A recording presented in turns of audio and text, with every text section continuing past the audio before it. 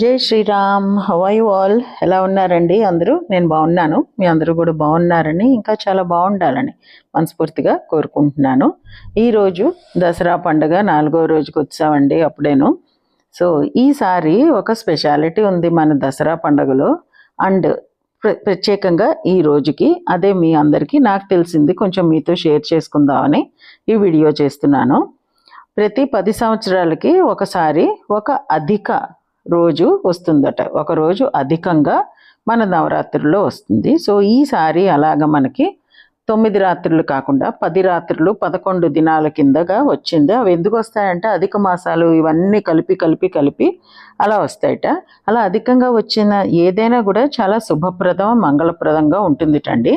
So ఈసారి దసరా పండగ మనందరికీ చాలా బాగా ఉండబోతోంది అన్నది.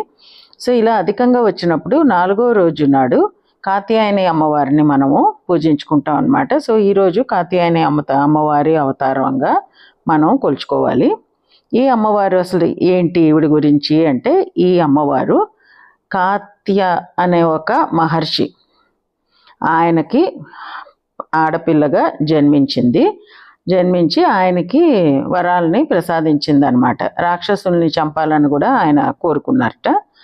ఆయనకి జన్మించడానికి కూడా అమ్మవారు ఎందుకు ఆయనకి జన్మించింది అంటే, ఓసారి ఎప్పుడో ఇలా కైలాసంలో వాళ్ళిద్దరూ శివుడు పార్వతి మంచి సరదాగా గడుపుతున్న క్షణంలో అమ్మవారికి ఏదో చిన్న చిలిపి బుద్ధి వచ్చి శివుడివి 2 కళ్ళు ఇలా మూసిందిట. మూసేటప్పటికి ఏమైంది, మొత్తం ప్రపంచం అంతా అంధకారంలోకి వెళ్ళిపోయిందిట.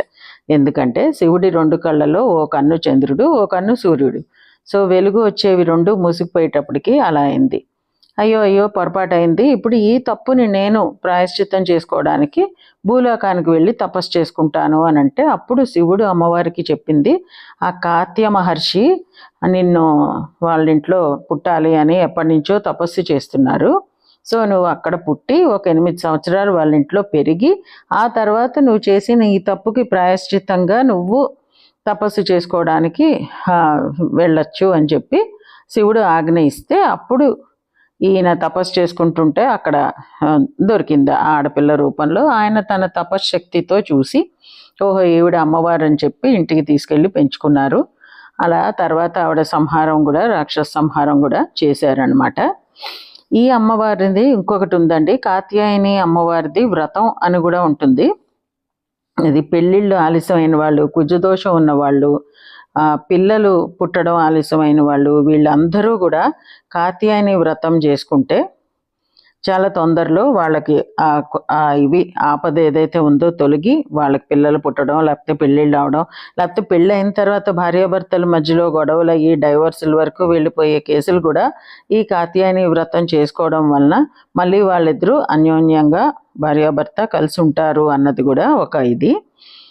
నేను కూడా చాలామందిని ఆడపిల్లలకి పెళ్ళిళ్ళు లేట్ అయితే ఇలా కాత్యాయని వ్రతం చేసామండి, తర్వాత మా పిల్లకి పెళ్ళయింది అని చెప్పిన వాళ్ళు నేను స్వయంగా కూడా విని ఉన్నాను.